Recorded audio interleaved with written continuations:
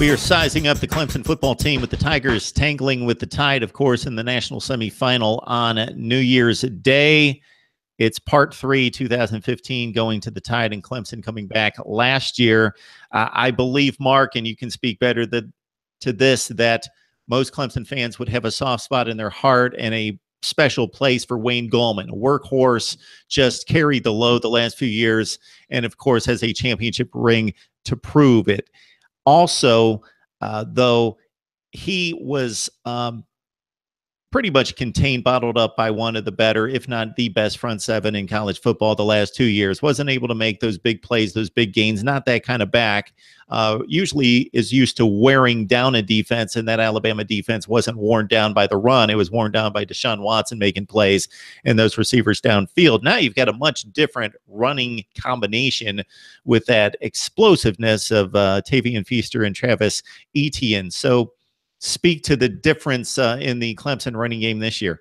Just like you said, Wayne Gallman was a true downfield runner. I'm going to run through you, not around you type of runner that Clemson really doesn't have. A lot of people thought it was going to be Adam Choice. Adam Choice didn't have that great of a season. He was kind of relegated to Clemson's short yardage back. But with Tavian Feaster and Travis Etienne, it's pure speed.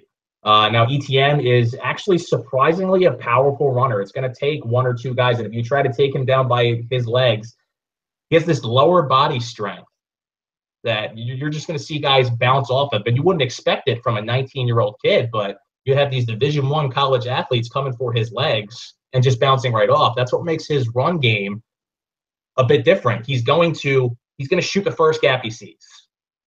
And when he hits that gap, you're going to have your Mike linebacker coming through that gap and meeting him, and he's not a CJ Spiller shake him up running back. He's just going to try and run through you, and he has the speed and a little bit of the power to do that. Now, Feaster, on the other hand, Feaster's going to be your pass catching back to hit the hole. I think he shows a little bit more patience than Etienne. One of the areas, specifically speaking of Wayne Gallman, that's going to be a big potential issue for Clemson in this game is neither Feaster nor Etienne are particularly good blockers. I'm sure Clemson fans have watched that final drive against Alabama last year many times. I want you to go back, not just Clemson fans, any college football game, any college football fan. I want you to go back and watch that drive again and just keep your eyes on Wayne Gallman. He left the backfield once during that final drive, and that was the hook and ladder play where it gained him 7-8 yards. But every single play, there's a linebacker coming through the offensive line, and Wayne Gallman stands him up. That's a situation. Etienne is young. Feaster was a poor pass blocker last year. He has improved.